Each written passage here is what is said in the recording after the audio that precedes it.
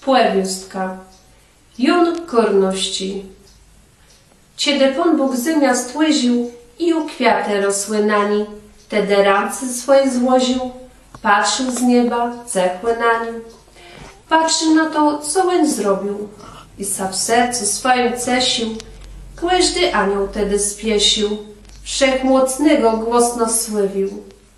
Leno jeden stojął cechłe, zakrył lice swoje bladi. Pan Bóg uzdrzał jego diadę i zapytał, cie co lechła? Na to anioł miłosierny, błeto jego było imię.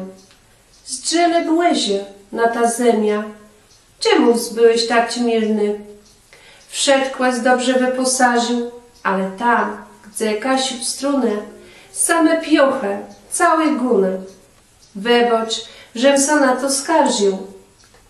Pan Bóg widział, że tak było, żul mu kaszy było srodze, łybycz na tej skrzynci w spłedze, czy sam jeszcze stawiło.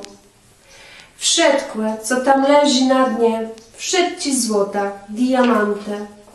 I ten żółty bursztyn żnięty, niech to na ta zemia spadnie.